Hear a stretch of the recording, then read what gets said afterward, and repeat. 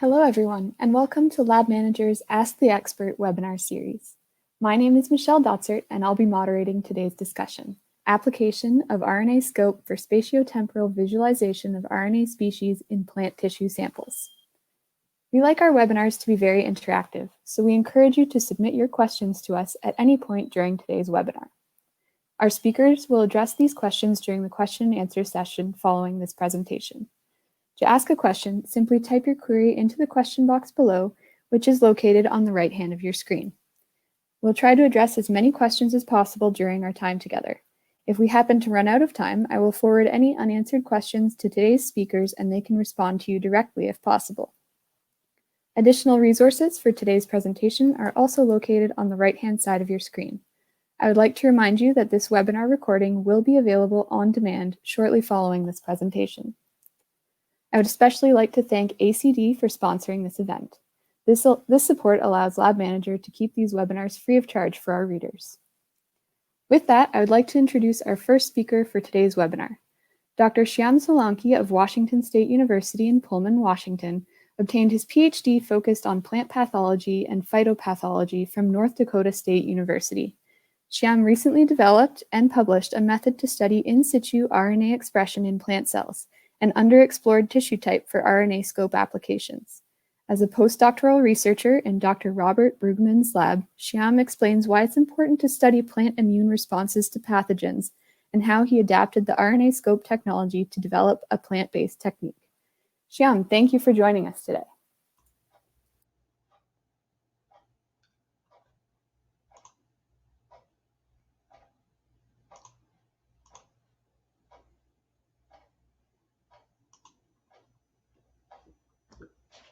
Hello everyone, and thank you Michelle for such a nice introduction. I'm very excited to use this platform and share my research in this webinar presentation, which is entitled Stomatal Manipulation Facilitates Puccinia graminis Entry in the Dark, resulting in the counter-evolution of barley RPG5 immune receptor. In this presentation, I will be also talking about RNAscope in situ RNA species detection in plants. So as my title indicates, we work on barley crop, and barley, as everybody knows, is a rich source of minerals, vitamins, and fibers, and also reduces body cholesterol and blood sugars, thus considered as a very healthy diet. So on our table, barley dishes such as soup and porridge makes an excellent pair with the barley bread. However, barley best serves us in the form of alcoholic beverages like beer and whiskey. If you don't like that, you can also go for barley water, which contains all the nutritional benefits without producing a weekend alcoholic effect. So to the next slide, like humans, barley, or matter of fact, any plants, they can get sick too. And there are many pathogens who are lurking out to find an opportunity. Out of many, here we will focus on wheat stem rust pathogen caused by a fungus, Puccinia graminis forma spatialis tritsi. In my presentation, I will call it as PGT in the future slides to keep it simple. This pathogen infects the whole plant of cereal crops, such as wheat and barley.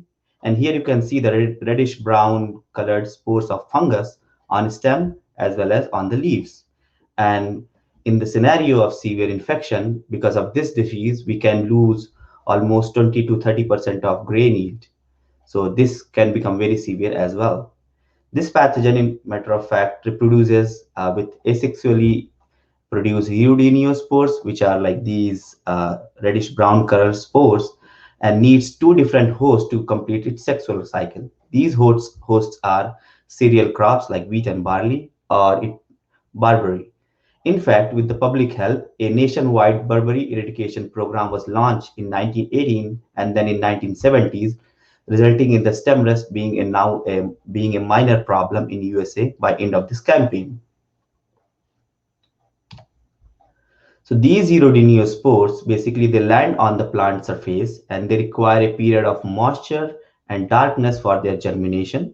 And then after in next 10 to 12 hours, they produce a shoe-like structure on top of the stomates on the leaf epidermal layer, and the shoe-like structure known as aprosoria.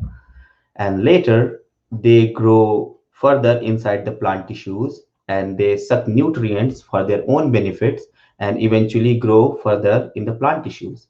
And eventually, in 6 or 8 days, at each infection site, a profuse pathogen growth in the intercellular space start to produce millions of uridinospores, as you can see here, and they come out of the leaves and stem by break open the epidermal layers.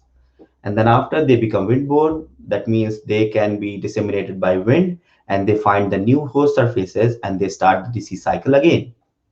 So this is a little bit different than the human system, but the take your home message is like everybody can sick. In fact, plants can also get sick, and that sickness results in reduction in the yield of grain as well as any kind of the food material they produce, which can result in a global food hunger.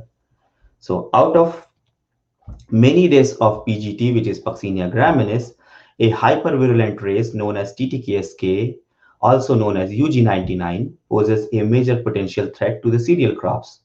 At the time of its detection in 1998 in Uganda, Africa, it was found to be virulent on almost 80% of wheat cultivars and on 97% of barley cultivar grown in our field. It was horrible.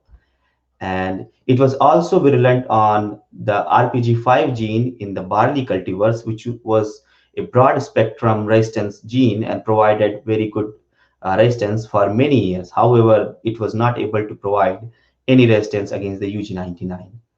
So I think it's very obvious that why UG99 race group is a major concern to barley and wheat producing areas of USA or Europe, even if it was found in Africa, because now we can see that in current human pandemic situation, a disease can start from one location and travel to another location by the means of wind or by the means of human migration as well.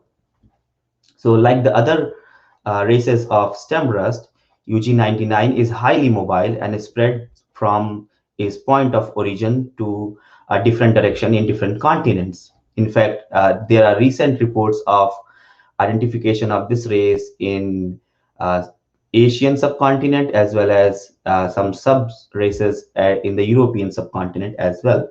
So, thus, out of need, a massive effort to identify sources of UG99 in barley resulted in identification of resistant line Q21861, so, which provide a very strong resistance response. So here we can see the susceptible line step 2, which provide the typical pathogen spore island, and you can see this resistant line Q21861, which has very strong resistance response. And later, this resistance response was mapped to the RPG45 locus in the barley chromosome 5H. And then this locus was described later in a 2008 publication by Dr. Robert Brugman et al., who is my current advisor. And they have shown that there are 3 tightly linked genes which are controlling this phenotype. And these all 3 genes together required for the resistance. So in the next slide, what I'm wanted to show that the resistance locus RPG45 contains 3 different genes. One is HVRGA1, which encodes for a nucleotide binding leucine-rich repeat protein, abbreviated as NLR. And these NLRs, I just wanted to mention that these NLR class of proteins are the major contributors in the plant immunity systems as well as in the animal immunity systems. And in short, they are also known as the node-like receptors or nucleotide binding leucine-rich repeat proteins. Another protein on the locus is a actin depolymerization factor encoding gene. And the third one is RPG5, which encodes a NLR with a variable C-terminal domains.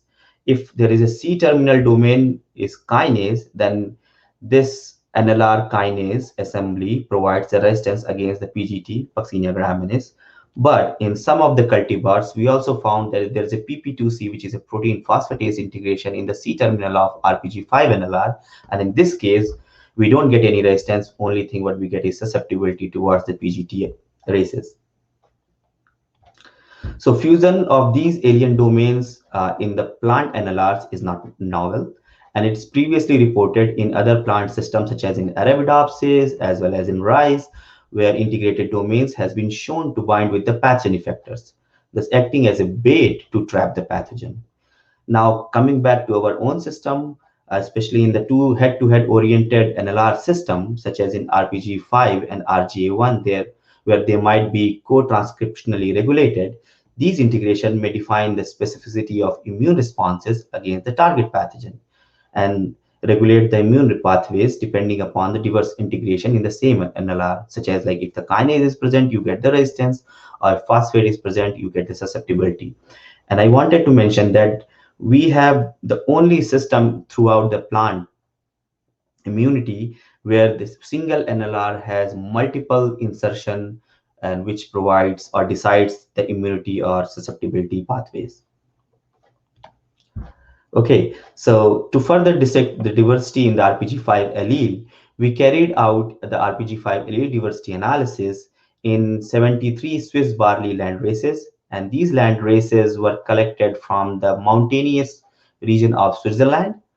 And what we found that more than 43% of land races, that means almost 32 lines, were resistant to UG99, as shown by the green dots in this map.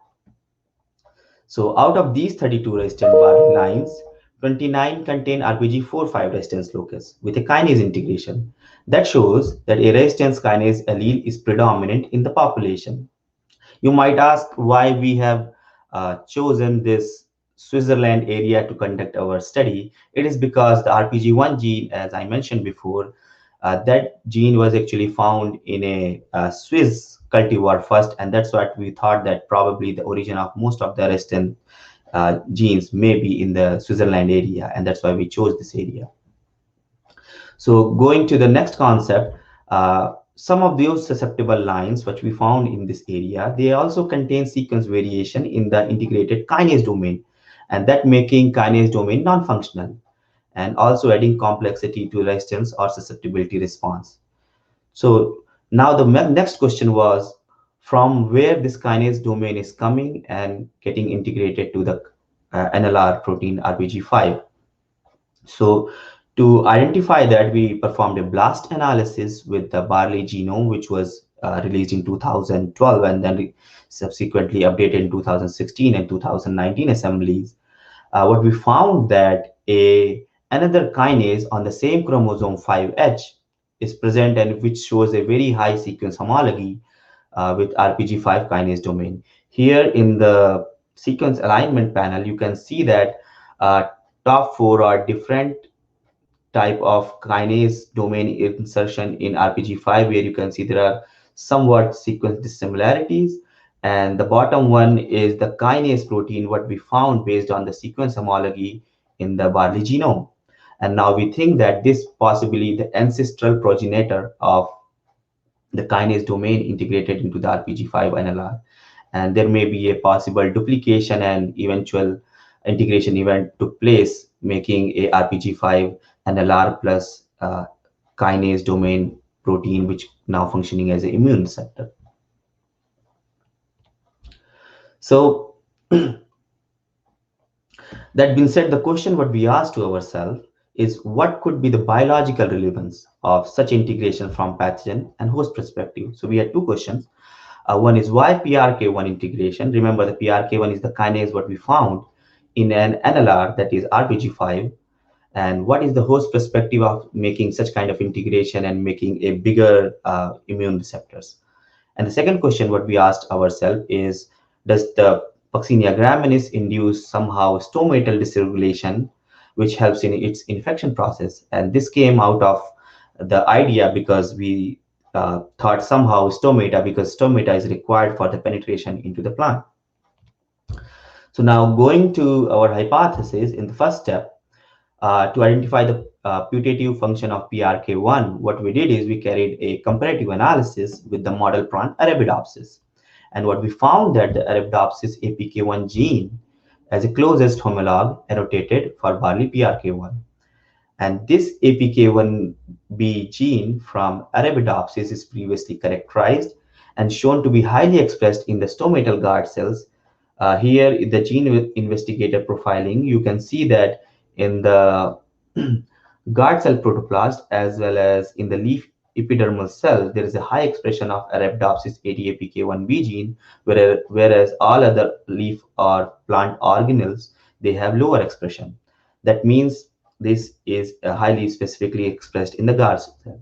In another study, it was shown that Arabidopsis ATAPK1B promoter also very specific to the stomates, and if you add a GUS indicator gene behind to it, it produces the blue color only specific to the stomates. Thus, we thought that barley PRK1 could be also a stomata-associated protein targeted by stomatal manipulation by the pathogen. Remember this picture, what I have shown again, that it was said before that pathogen grows and makes a shoe-like structure aprosoria and then penetrates through the stomata. Now, most of the plant community researchers, they are agreed that this action requires the daylight. That means aprosoria will remain inactive on the stomate until the daylight will open the stomate, and then it will get chance to grow inside the plant cells. So I also wanted to mention that traces of what we found, that the traces of PRK1 homolog in plant kingdom dated back to the liverworts. If you are from the plant community, you know that there is a chronological evolution of plants, and liverworts and mosses are considered as on the very low level.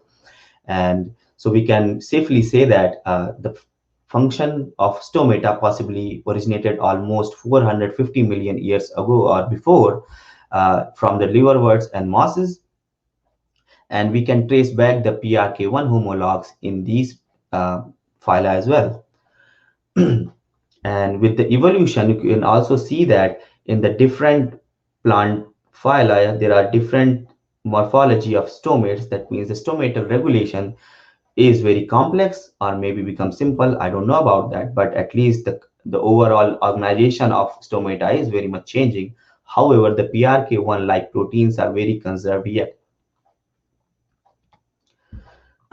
So at this point, what we decided to use RNAscope to identify if PRK1 is expressed in stomata or in associated guard cells, similar to the Arabidopsis ATAPK1B, because barley is not as good as Arabidopsis as a model plant, and transformation is very, very limited in some of the species.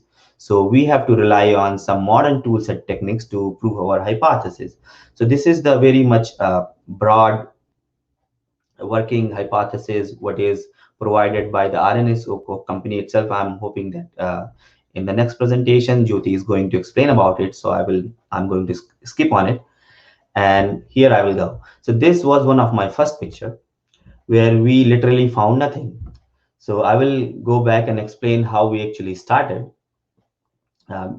Since nobody from the plant science literally uses the RNAscope as far as I know. So there was no plant specific probes were listed in the catalog. So what we did is we requested custom probes for the constitutively expressed barley GAPDH gene and RPG1 gene, and also our candidate PRK1 gene. So in first attempt, we used the same protocol what was given through the ACD. And however, we did not get any fluorescent signal from any of our probes. And here you can see only DAPI signals, which is shown by the blue colors, what we can see.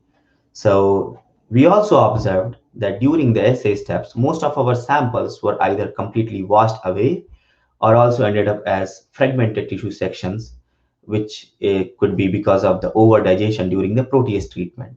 So we decided that it's not going to work straightforward.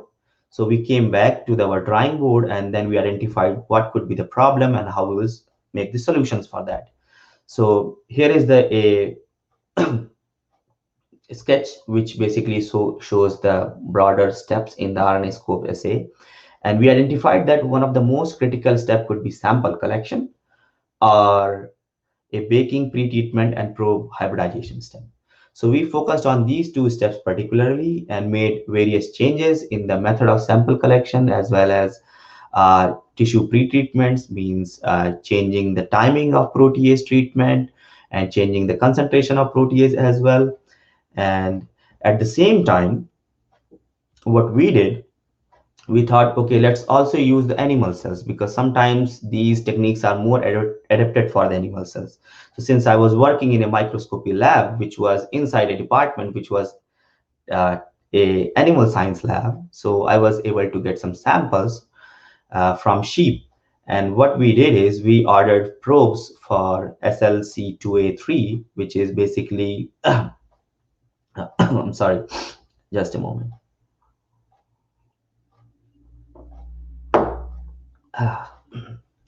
Yeah, so we made some modification. I was saying that, and because of those modifications, we were able to achieve much better tissue adherence as well as less disintegration of tissues. And there is a PDF given in the chat box which directs to my paper, and there I have described this in much more depth. However, I will point out that once you have the sample, you should increase or decrease the protease treatment step depending upon your tissue type. For example, leaf tissue, root tissue, or stem tissues, they all have a different requirement of protease treatment for to have better penetration of probes as well as retain their tissue integrity. And we also included a baking step for 2 hours after sample fixing. So it helped in better sticking of the sample on the glass slides. And in that case, we did not saw a lot of washing of sample during the subsequent washing step. So in this picture, what I'm showing is once we used the animal sample that was a sheep whole placentome, where you can see this dark colored tissue basically belongs to the maternal tissue, and this light color belongs to the fetus. And here you can see the expression of SLC2A3 probe only in the maternal tissue, because this probe actually identifies the GLUT3 expression, which facilitates the transport of glucose across the plasma membrane. And then expression of this gene, because we found in the maternal tissue, and it was already shown that the need of glucose for the embryo is scattered by the maternal cells. So this very well suited our purpose, and now we knew that at least we are doing all the steps right. The only thing could be optimization of assay in the sample preparation or in the sample collection. We also use RNAscope V2 assay with the sheep intestine with PPIB probes, and here you can see that epidermal intestinal epidermal layer specific expression in the sheep cells. So having all the ideas based on the modifications we did, based on the steps we took, we finally found some exciting results in plants as well. And this is one of the first picture we got where we saw the GAP-DH expression in plant tissues with green color in C1 probe. And you can also see the DAPI staining with blue. However, the tissue was still a lot of disintegration we observed, and we further refined the assay. And eventually, we found our EROCAM movement, and what we saw that a nice picture with a constitutively expressed GAP-DH in throughout the plant section. You can see it by the green dots here. And at the same time, we used the RPG1 probe. Remember I told about RPG1, which was a major gene contributed to resistance against the stem rust until the UG99 base arrived. So there was a lot of study was done on RPG1 gene itself. And there was one study in 2004 which suggested the RPG1 expression is higher in the epidermal fraction compared to the mesodermal layer or whole tissue layer. So that means this gene should be expressed higher in all the epidermal tissues or in the stomatal tissues. And what we found that there are some dots related to the RPG1. I know it's not very much visible, but later we find out the RPG1 expression itself is very, very low. And that perfectly correlated with the previous analysis and with our hypothesis that RPG1 should be expressing either in the epidermal cells or in the stomatal cells. So now, since now our RNAscope assay was working very, very well, so we came back to our drawing board and prove our hypothesis about the PRK1 and Arabidopsis STPK domain. So as I wanted to mention again that barley PRK1 being a stomatal protein, that concept came because of its high homology with Arabidopsis ATAPK1B. So what we did first is we took the Arabidopsis leaf sections And we confirmed that the stomatal guard cell expression of ATAP can be itself, which now working as a positive control for us. And here you can see in these two beautiful pictures, where if I use ATAPK1B specific probe or PRK1 specific probe on Arabidopsis, in both conditions, we see a very, very unique expression only in the stomatal guard cells. And then we thought, wow, this thing is working great, and hopefully our PRK1 will be behaving the same. But however, when we did experiment with PRK1 on the barley leaf sections, what we found that PRK1 expression was not only found in stomatal cells, but also was uniformly present in most of the mesodermal cells as well. That means it's present, its expression is almost ubiquitous. Here you can see the ADAPK1B, PRK1 expression with red color and the DAPI with the green color, blue color. And this is our negative control. So based on our results, what we concluded that PRK1 modification by pathogen effectors to derive the untimely stomatal opening in the night probably resulted in PRK1 expression expansion. And because of that, eventually it got duplicated and integrated into the RPG5 NLR and now acting as a pathogen bait. Because remember, we think that pathogen somehow modify the PRK1 to open the stomata in the night. So if pathogen will be attacking on PRK1, now it will be also getting identified by the RPG5 NLR, because with the evolutionary process, now PRK1 is also integrated with the RPG5 immune receptor. So to summarize this whole idea, I have the slide where I'm showing that in the RPG5 resistance locus, we have two head-to-head oriented NLR genes, RGA1 and RPG5. In the functional RPG5, there is a integration of kinase. However, that kinase came from the barley genome itself, and during the evolutionary period, this kinase integration into RPG5 NLR makes it active, and also because of this, now RPG5 NLR can trap the PGT pathogen and provide the strong immunity response. The second aspect of our project was to understand what is the why pathogen wants to manipulate the stomate.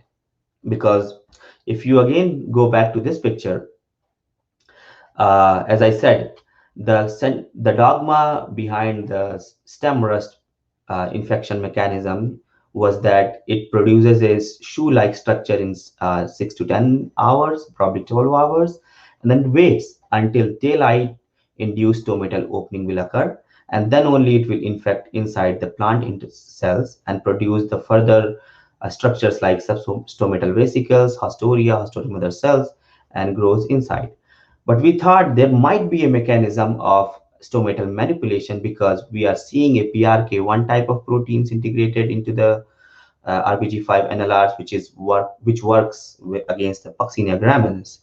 So to prove our hypothesis, we did an experiment where we provided a prolonged dark period for up to 84 hours, I will say, which is like almost 3.5 days after the pathogen inoculation. So in normal condition, this pathogen requires a 18-hour of dark and then after a normal dark and light cycle.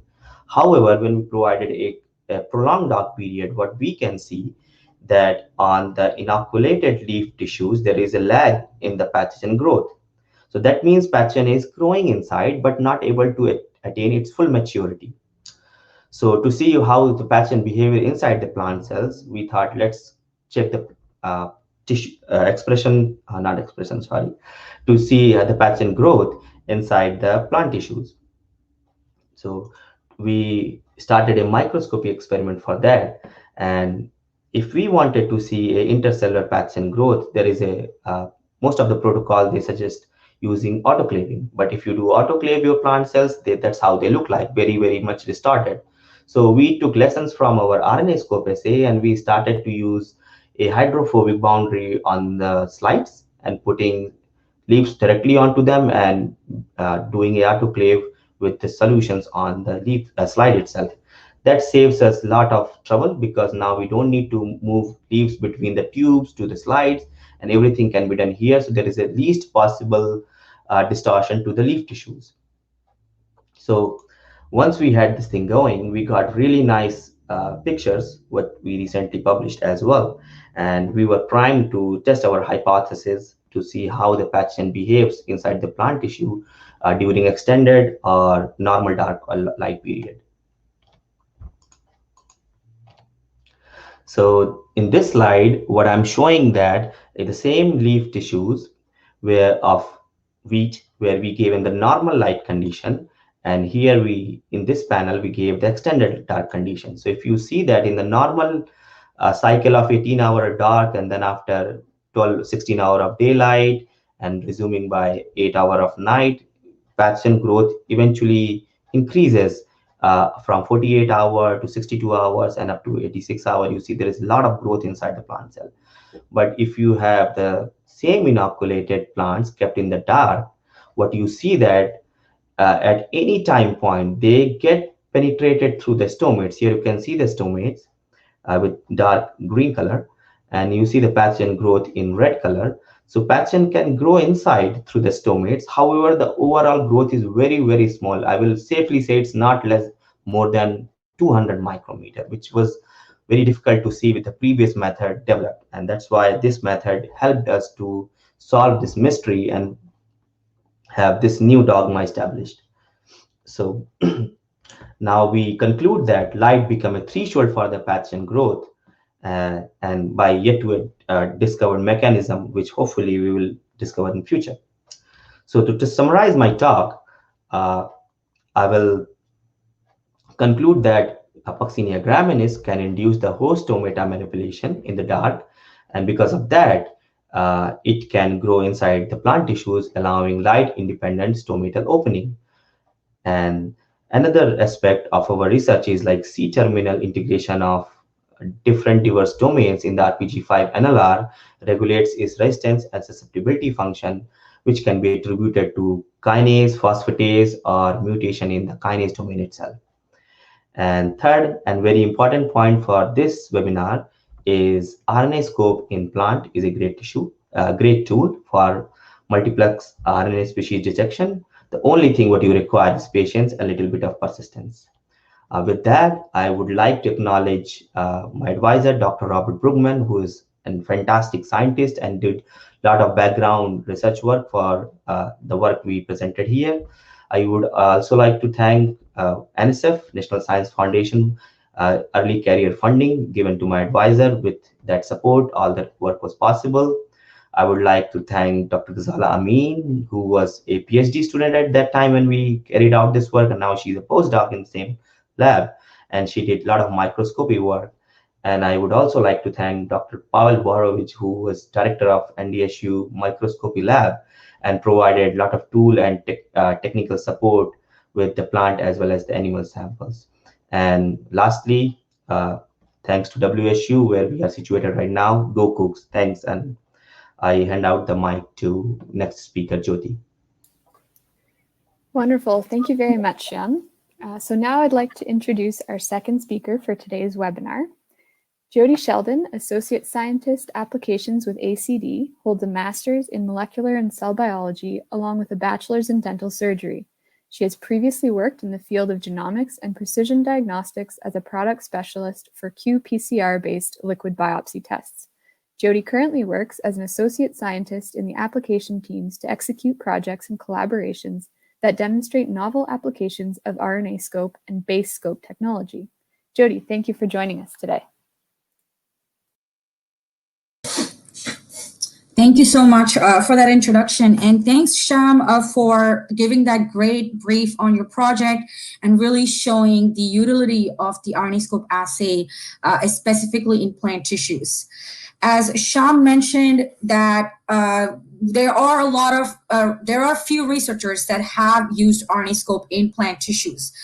Historically, we've seen some of them use our chromogenic assays, and Shyam has shown its now utility in our fluorescent multiplex assays.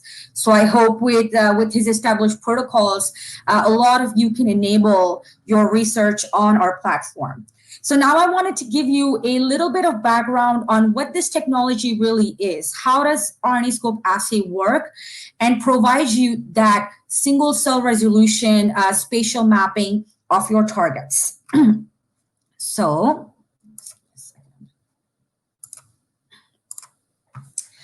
this RNAscope technology, it is an ideal spatial analysis tool, right? As Shyam showed in his research, every researcher first starts with some sort of a discovery tool. And that is later on followed with a validation or a confirmation platform. And that's where RNAscope fits in. It gives you that morphological context and a solution to interrogate complex tissue types. Now, these can be in any organ or any animal or even plants in this case, right? It is a highly specific and a sensitive method to detect RNA biomarkers in cells, in tissues, with that morphological context, but seeing that data at that single cell level. Now, the assay or the technology consists of 3 parts: a unique target probe that ACD designs against your sequence of interest. It then consists this signal amplification structure or system, which allows you to generate a high signal to noise ratio. And lastly, it allows you to visualize your RNA as those single RNA molecules or dots. Now, you can use this assay to spatially map various types of RNAs like mRNA, long non-coding RNAs, splice variants, or also highly homologous sequences in both cells as well as intact tissues. And you can look at this data using either chromogenic labels or fluorescent labels. This assay can also be performed on a wide variety of samples like FFPE, fresh or fixed frozen, PBMCs, as well as cultured cells. So we talk about the value prop of this assay being high sensitivity and specificity. So how does the RNAscope assay achieve that sensitivity and specificity? The 2 key features of this technology are its probe design and its signal amplification. So the oligonucleotide target-specific probes, they are depicted as these Z's to emphasize the fact that they have 2 regions that are connected by a spacer. Now, the bottom of this Z is what hybridizes or is complementary to your target transcript. And this top of the Z is the base for the amplification structure. So when the 2 Z's hybridize in tandem to the target sequence, it creates this binding site upon which a preamplifier can be built. And the amplification tree can be built on top of that. So after the Z pairs hybridize with the target RNA, the preamplifier binds to the top of the Z pair. Each of these preamplifiers can bind multiple amplifiers, and each of those amplifiers can further bind multiple label probes, which can then be either chromogenic or fluorescent probes. Now, you can look at this data either under a standard bright field microscope or a fluorescent microscope, depending on the assay you're using. And this particular signal amplification strategy yields you that high sensitivity and allows you to visualize your target RNA as a single dot, where each of these dots represent an individual RNA molecule. So what about specificity? How is background eliminated? The background elimination is dependent on both of these Z's binding next to each other on your target sequence. And what that means is, if you don't have these 2 Z's bind next to each other, the preamplifier cannot form a stable hybridization, and therefore your amplification tree cannot be built. So consequently, no amplification of any non-specific nature occurs, and this generates very little to no background signal. A standard RNAscope probe will consist of about 20 Z pairs that are pulled together and are designed to hybridize next to each other on your target region. But only a minimum of 3 of these Z pairs are needed to bind to a target RNA sequence in order to generate enough signal for molecular detection. And this is really important in case of samples such as FFPE, where your RNA quality might be degraded. So this together, or the combination of this probe design and the signal amplification, is really giving you that high sensitivity and specificity that you can achieve with the RNAscope compared to the traditional ISH techniques. So we talk about this technology, but within this technology, we do offer 3 unique assays catering to different sizes of your sequence. The first is the RNAscope assay. The RNAscope assay is about 20 Z pairs and can be used to detect either mRNAs or long non-coding RNAs, or any target that is over 300 nucleotides. It can be done either singleplex or duplex assay, both automated and manually, or you can multiplex to up to 4 or up to 12 targets in a single tissue section. The next assay is the BaseScope assay, and that is about 1 to 3 Z pairs. And this is most commonly used for targets anywhere between 50 to 300 nucleotides, like the splice variants, short, highly homologous sequences, or point mutations. And lastly, we recently launched our microRNAscope assay, and this new assay can be used to detect targets anywhere between 17 to 50 nucleotides, like ASOs, miRNAs, siRNAs, and other small sequences. So with these 3 unique assays, there is a wide range of product portfolio, from singleplex to duplex to multiplex assays that can be either done manually or on our automated Leica or Ventana platforms. Last year, we launched our RNAscope HiPlex assay, and that is really for people in the field of transcriptomic studies that are looking to multiplex to a higher target number. So this assay allows you to multiplex up to 12 targets on a single tissue section. And the BaseScope assay that I talked about before, as well as the microRNAscope. But with all of these assays, the main thing that really makes our RNAscope better is our probe design, right? We currently have over 26,000 probes in catalog.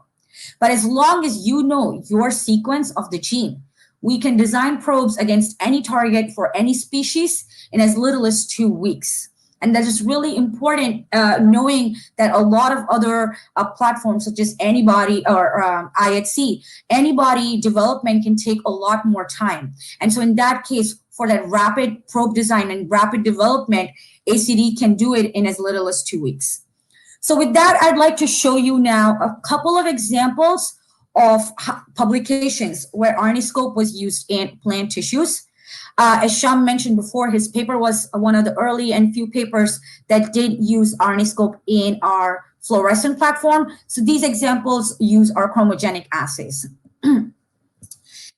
Classical-ish techniques or methods for plant tissue sections, they usually require a lot of pre-treatment steps and post-hybridization washes. And this is especially true because it needs to combat a lot of the background issues that occur with plant tissues. So in this particular study from Dow AgroScience, 2 genes were chosen for a sort of a proof of concept experiment where expression patterns in maize leaf was already being reported in the literature. So the 2 genes they looked at was the PEP-C and the PEP-CK. The PEP-C is a well-characterized C4 photosynthetic enzyme that helps concentrate carbon dioxide into carbon-rich molecules for transporting to the bundled sheet cells, while the PEP-CK is a well-characterized C4 photosynthetic enzyme which releases carbon dioxide from concentrated carbon compounds into the bundled sheet cells. And so they tested both manual and the automated methods and showed that tissue and cell-specific mRNA localization patterns expected from these well-studied genes.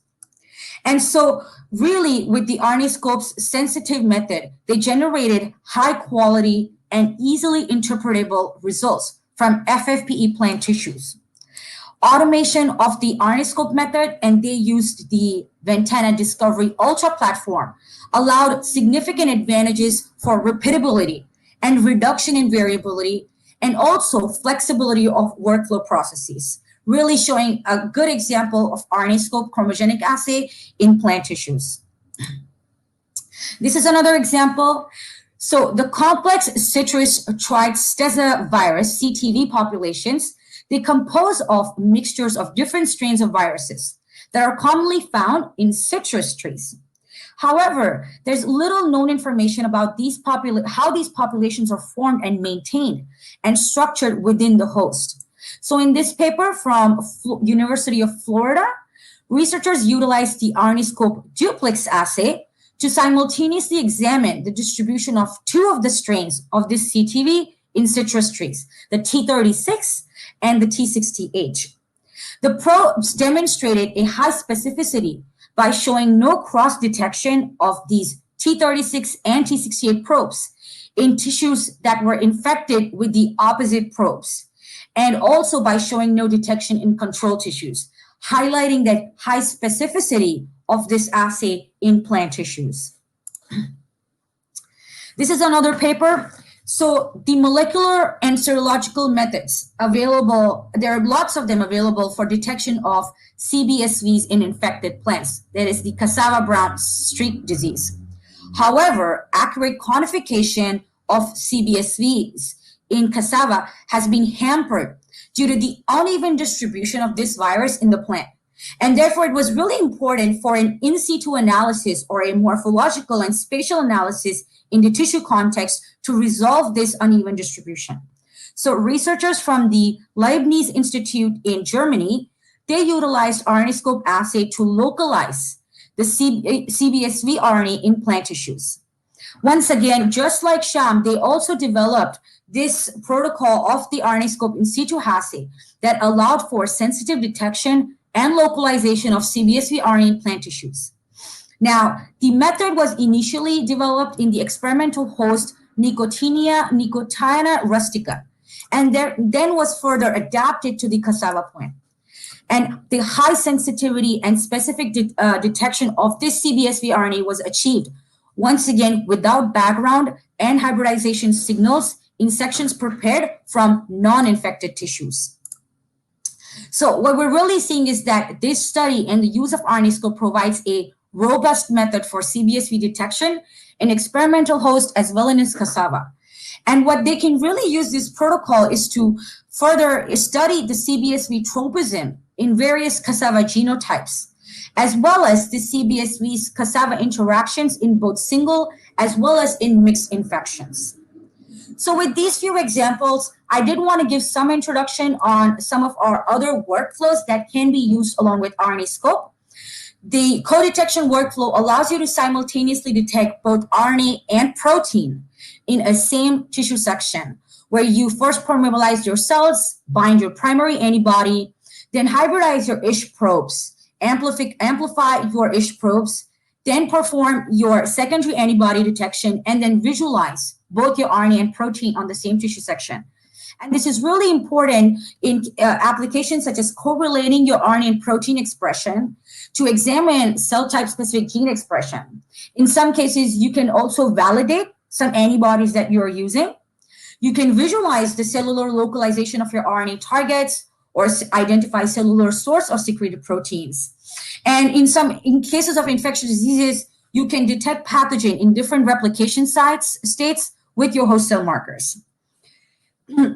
With this workflow, it's become very powerful tool for researchers that have some antibodies for, say, some commonly used targets, but want to use RNAscope for some novel targets with no antibodies. And so they are able to combine both those together on the same tissue context.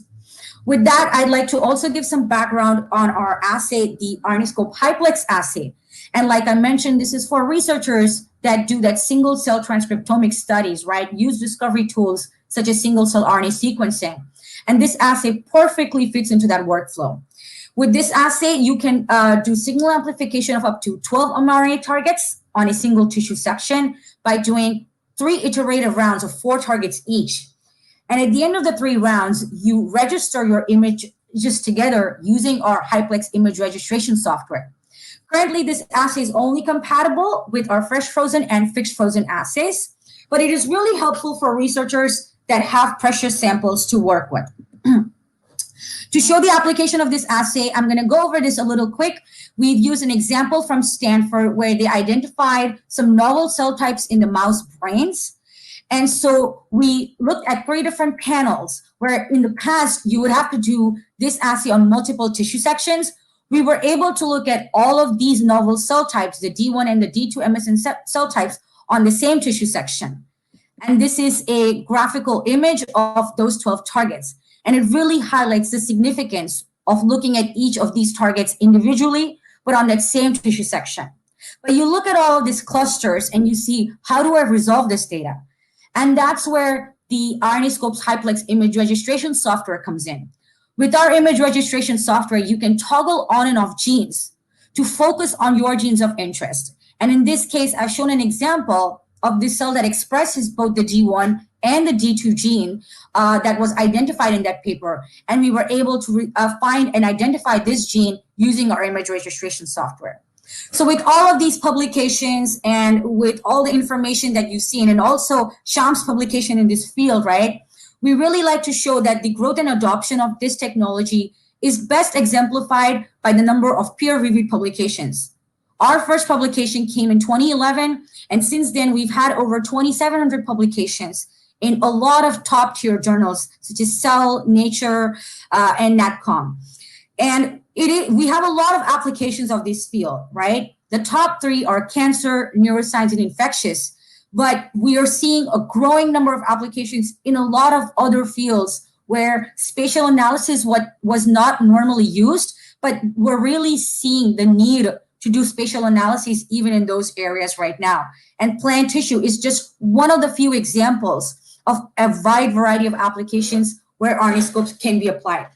So with all of this information and with everything both Shyam has showed you as well as I've shown you today, I hope I've convinced you that the RNAscope assay uses a unique probe design strategy to dramatically improve signal-to-noise ratio. We currently have over 20,000 probes on catalog, but if you know your sequence of your gene, we can design probes for any target or any species in as little as 2 weeks.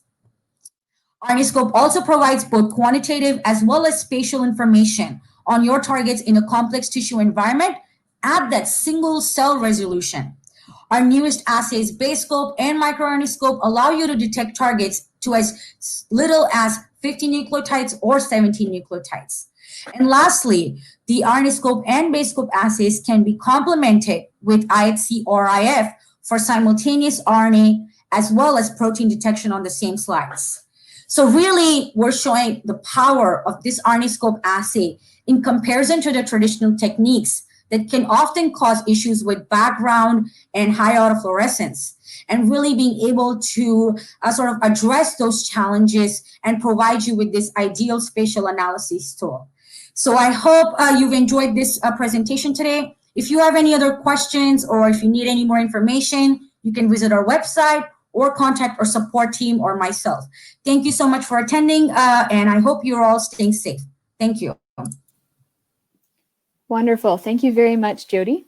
So at this time, we're going to move into our question and answer session. And if you have joined us late, please note that you can send your questions by typing them in the question box on the right-hand side of your screen. Give everyone a moment here. Okay, so the first question I have looks like it's for you, Jyoti. Our viewer wants to know how they can purchase a probe that's not listed in the catalog. Sure, that's a great question. So, of course, knowing that, especially if you're in the field of plant studies, there may not be a lot of probes that are on catalog. But like I mentioned, as long as you know your sequence, we do have a custom probe request form that you can find on our website. You can enter your gene information and some additional information that is needed to test the feasibility of that probe. And then once you fill out that form, our probe design team will get back to you on if it is even possible for the probe to be made, especially with probes that have high homology. They need to do a lot of internal testing, and then they will get back to you on your quote as well. The other way is if you already have a sales rep for your organization, you can reach out to the sales rep and they can get the probe quote for you as well for a new custom probe. Wonderful, thank you. This one's for you as well, Jyoti. Someone's wondering if there is a way to test if their sample will work with the RNAscope assay. Yeah, so I didn't show it in my presentation, and there's a lot of times you'd be using samples that probably haven't been tested before, and that's why when you first start your RNAscope assay, our support team will always tell you to run our controls. We provide a positive and negative control. And the purpose of those is to specifically first check your RNA quality of your sample. And second, if your sample is actually working with a protocol. And once your controls have been passed, that's when we recommend you to go ahead and proceed with your target gene or target probe. Excellent. We have one for you, Shyam. It's more of a method question. One of our viewers would like to know what the optimum sectioning thickness is for tissues. This is a very good question, and I would say that it's dependent upon the tissue type what you are using. For example, if you're using the leaf tissue, you need to have a different sectioning. In our experiments, we used barley as well as Arabidopsis leaves. So when we were sectioning the Arabidopsis, we used almost 8 to 12 micrometer, but when we used barley, which is a little bit thicker leaves, we use 15 to 18 micrometers. But if you're going for the root tissues, which are more thicker, I think you have to see which sectioning works best for you, because as I mentioned in my slides, if you don't have a proper sectioning, it will also create the problem of sample is getting washed away from your slides because they won't stick properly. So it depends upon each type of assay somebody is having. But in my opinion, if you have 10 to 15 micrometer, you will be in the safe side. Wonderful. We have a question building on that. One of our viewers would like to know how long they can store samples after collection and before performing the RNAscope assay. So initially we had samples which was FFPE, and they were stored for 5 to 6 months, and we did not get any results from them.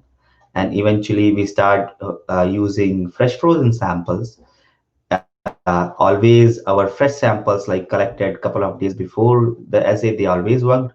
And if we also stored them sometimes, so I should be mentioning that we collect the sample in the OCT media and froze them in -80 before using them, because you cannot do everything in one day. And a couple of days before, if you collect the sample, this is best. Otherwise, we also found that like 3 or 4 months old sample, they will still okay.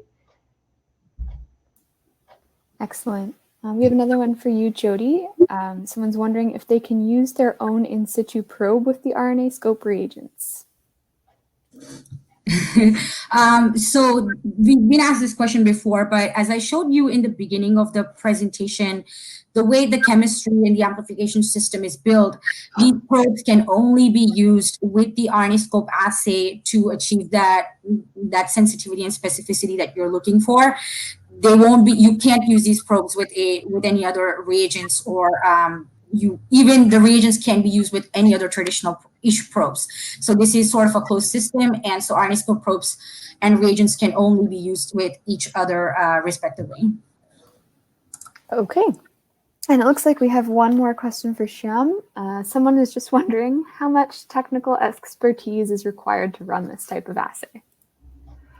I would say like if somebody knows the minimum like basic lab techniques, they can run the assay, because the whole assay is designed in a very user-friendly manner.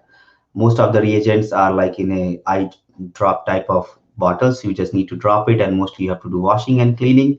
And only technical expertise you need really is when you're going to the microscope. One more thing I will add, that when I started this assay, like literally I had no idea like what the RNAscope is.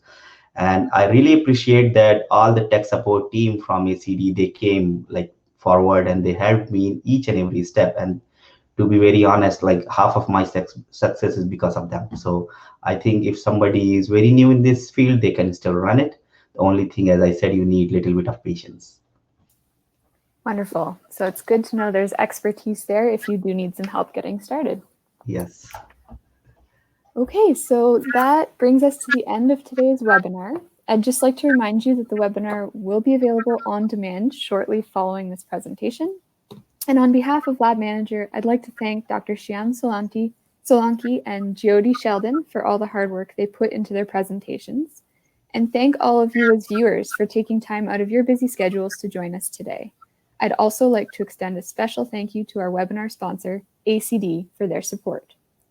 For more information on all of our upcoming webinars on demand, or to learn more about the latest tools and technologies for the laboratory, please visit our website at labmanager.com. We hope you can join us again. Thank you and have a great day.